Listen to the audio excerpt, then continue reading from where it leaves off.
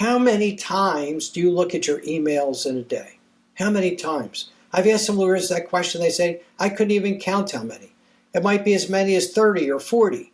I look at it every 10 or 15 minutes. We create boundaries that give you freedom to practice law the way you were meant to. Welcome to the Free Lawyer Podcast. I'm your host, Gary Miles. I once stood in a federal courthouse representing a trucking company against a seasoned, experienced attorney. I had everything on the line. Despite ranking number one in law school, clerking in federal court, and winning case after case, I felt like a complete fraud who was about to be exposed. Does that sound familiar to you? Here's the shocking truth. I won that case decisively. The jury found entirely for my client. And in that moment, I realized something that would transform not just my practice, but my entire relationship with being a lawyer. If you are a successful attorney who's achieved everything you thought you wanted, but you still feel like there's something missing, if you've won the cases, if you've earned the respect, if you've built the practice, but you still feel trapped by your own success, this episode is specifically for you. I've discovered why even the most accomplished attorneys still feel like frauds, and more importantly, how to stop. I call it the success paradox. It traps high achievers. It traps the most successful attorneys because achieving more actually makes our imposter syndrome worse, not better. Now, does that make any sense? The more success we have, the more we struggle with imposter syndrome. When you think just the opposite, we won a bunch of cases in a row. Wow, now I should start believing in myself. But sadly, that's not how it works for a couple of reasons. First, there's the moving goalposts effect. Every time you win a case, it raises the bar for the next one. When you win a big case, the next case feels like it's even more high stakes. And then after that, then another one. And your brain will dismiss your success as flukes, just luck. But your failures, your brain will say, that shows you're not competent. That shows you're not a good lawyer. And what happens when you have increasing success? The spotlight gets brighter on you. More success means more visibility, higher expectations by your clients and your partners, and more opportunities to be found out. And as we continue our success, as we continue to grow, as we continue to achieve more, the gap between our perceived competence and our internal confidence widens. The external validation we get, the compliments, the praise, the recognition, that doesn't affect our internal doubt. Others continue to see your wins, but you feel your fears. Because that's what happened to me. The higher you climb, the further you could fall. That's how we feel. The more success we have, the more we can lose, the more anxiety we feel. And when we win our next case, we often think, I fooled them again. Each achievement feels like you've temporarily deceived people rather than proven your actual worth. And then the audience grows. More people start following you and paying attention to you and recognizing you. And the gap between how you see yourself and how they see you gets so much bigger. So your successes don't create confidence. They actually can increase your imposter syndrome. And the same with perfectionism. Your greatest strength, your focus, your diligence, they can become your greatest weakness when perfectionism takes hold. And that success, that continuing success, simply feeds our perfectionism. I got here by being perfect. That's why I won that case, so I have to continue being perfect. That's how some of us think. And we don't leave any room for normal human error. One mistake might expose you after all those successes. And so our margin for error shrinks, our perfectionism increases. I've shared this before, but when I was a kid, I was bullied. I was fat. I wore nerdy glasses. I was not particularly athletic. I wasn't cool. and I was incredibly smart on top of it. No one respected that. They all respected the jock, not the kid in school who made them not look as good. And then I was so focused on being my best, I felt driven to succeed, driven to accomplish, to prove all of them wrong. I graduated number one in my high school, college, and law school. But despite all that, I still felt inadequate. I clerked in federal court, quite aplomb. I still felt inadequate. And every victory we achieve simply raises the stakes for the next case. And what the problem is that most lawyers operate from external validation, compliments from judges, recognition by your profession, opposing counsel acknowledging your success, clients thanking you for your success. That's how we operate. That's what we strive for. That's what we crave. That's what fuels us. But that never solves the problem, because the greater our success, the more anxious we feel. And the reality is, you can never control the opinions of others. They may praise you after you win a case, but when you lose a case, what happens then? You don't hear it. We have no control over their opinions. So part of what I believe in is shifting to what I call internal authority. When you're trying a case, your worth as a trial lawyer is not on trial. Only the facts and issues in the case, that's all it is. What is on trial is your effort, your preparation, your commitment, your focus, your presence, things you can control. But trust me, you can't control the outcome. I was a pretty good trial lawyer, I think, but I tried a case late in my career, super experienced, easy auto tort. Liability was pretty clear. The other side barely contested liability. They didn't admit it, but they didn't fight about it. They fought about the medicals. What happened there was a defense verdict. And initially I beat myself up about it until I realized those things happen in the courtroom. And my focus should be on me, my effort, my preparation, my commitment, not on the outcome of the case. So a lot of people ask me, what does it mean to be a free lawyer? Why do I call myself the free lawyer? Well, I'm going to explain why, because I never actually have explained it. It's a framework designed for you to practice law and find true freedom, to turn that stress that you feel into success, that frustration into fulfillment. And it begins by redefining success. We build a practice that serves your life, doesn't consume it. What does that mean? You set the parameters for your practice. You set the boundaries. You decide who you want to represent. You decide the kind of cases you want to handle. You decide how much you want to work and how much money you want to make. We figure out what is the kind of practice that fuels you, that energizes you, that makes you satisfied and passionate. And then we set to create it. Decide how well we've done based on internal authority. Your confidence, your metric for success is based on your preparation, your competence, your commitment to client service. It's not based on the opinions of others. It's not based on the recognition of others. We'll actually stop caring about that. What we'll care about is how well we do, how diligent we are, how focused we are. See, your value comes from your skills and your dedication. It's not determined by the momentary opinions of others that will change. I had one company I worked with where I won a bunch of cases in a row. And then all of a sudden, they switched to a different lawyer.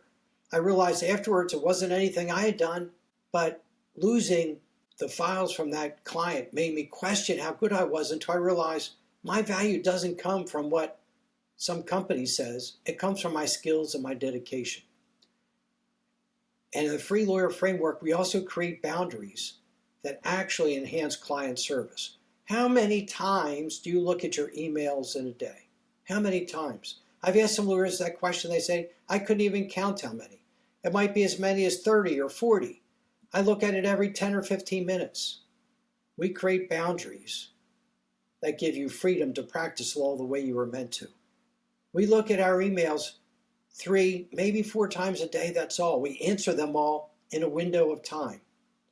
We don't interrupt what we're doing every 10 minutes to look at our email and answer every email instantly. We set boundaries of when clients communicate with us. They can't call us all hours of the day and expect us to answer because there are times we need to focus on our work. So we set boundaries with our clients and we explain it to them that from 8:30 to 10:30, I'm doing focused work on your file or another client's file, but I will return your calls beginning at 10:30. And same in the afternoon, and then I'll return your calls at, say, 3 p.m. So by limiting how much we look at emails, limiting when clients can contact us, we create a system where they are satisfied because we get back to them in 24 hours. And when we speak to them, they have our focused attention. They know we're listening to them. We know we're paying attention. We're not rushing through their call. But we also aren't controlled by their very whims. They don't call with the expectation that we have to answer the phone when they call. We're also set boundaries about what cases you handle, if you're able to in your firm. I learned not to represent every family law client who contacted me. I had a basic rule: I don't represent jerks. If you were arrogant, self-absorbed, blaming others, hard to please, had the wrong motivation bringing the case, I don't want to represent you. I'd represent someone who appreciated the work that I did. And the Free Lawyer Framework also focuses on being truly present. How often do you feel your attention is scattered during the day? You look at this file, and then you interrupt, then you look at that file, and you never really complete work on anything, and that scattered attention kills your performance. It's incredibly inefficient, but it also leads to mistakes. So instead, we're going to be really focused. We're going to work on one file with complete attention, and then we're going to put it away. We're going to transition to the next file. And you will be grounded in what you can actually control, your current actions and your responses. We're going to react to every single thing that happens during the day. We're not going to be controlled by our clients. We're going to set the framework for our own practice and what we want it to look like. And there's this mythology that lawyers have to suffer. It's just what we do. I wouldn't be a good lawyer if I wasn't always under stress and overwhelmed and almost burned out. Well, that's not the case. I believe in the doctrine of sustainable excellence, that your best work comes from a place of balance rather than burnout. What does that mean? It means you may need to take a couple of breaks during the day to refresh your mind and recharge yourself. You may need to find time for some physical exercise. We'll rework your evening schedule so you actually have a good night's sleep instead of worrying about things you can't control. You'll have good nutrition so you fuel your body. You'll reconnect with your family and your friends and your colleagues so you have real human connections. And finally, we'll work on value alignment. Does your practice serve your most important values? We'll talk about such things as what truly energizes you at work. What things did you do this week that made you smile, that made you happy, that you truly enjoyed? And which ones cause frustration and resentment or anger or disappointment or stress? We'll try to build a practice where we have more of the former and less of the latter, and we can do that. See, one of the gifts of being a lawyer is we can have a practice of our dreams. We're not stuck in a box. We have choice about what we can be. So we'll align our practice with our values and our long-term goals. Sustainable excellence, boundaries with clients, working from our internal authority instead of compliments from other people. That's what the Free Lawyer Framework is. And trust me, it works. So how do we transform from our current life where we're reacting to everything? We're controlled by our clients. We feel like we have no independence or autonomy. Well, first, it's a gradual process. We won't make dramatic overnight changes. We're going to start with one area that causes you unnecessary stress, and then we're going to fix it. And you'll find this has a ripple effect. As you start to transform how you practice law, it will impact on your clients. They'll be more appreciative of you because you'll be focused, authentic, present. They'll value your thoughtful advice. They'll refer other cases to you. Your colleagues will appreciate you because they know when you're with them, you're truly present with them and listening. And I'll set up a transition ritual so that when you're home, you can actually be present with your family. And your transformation will affect your clients, your colleagues, and your family, and will develop new success metrics.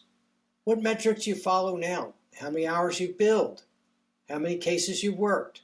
Maybe your track record in cases. Those are valuable, but that's not how we're going to judge ourselves. We're going to judge ourselves by how we reduce stress in our life. Are we more present at work and with our family?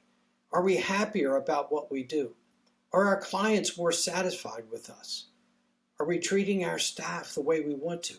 Because we can create a practice where you're fulfilled and happy and joyous. Here's what I want you to remember. Standing in that courthouse years ago, feeling like a fraud despite all my achievements, I truly already possessed everything I needed to succeed. The competence was there.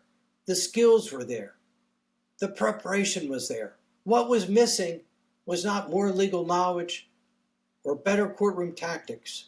It was my own internal recognition of my own capability. It was my own self-belief, self-worth. You have already proven yourselves countless times. You built a practice that others dream of. You've won the cases.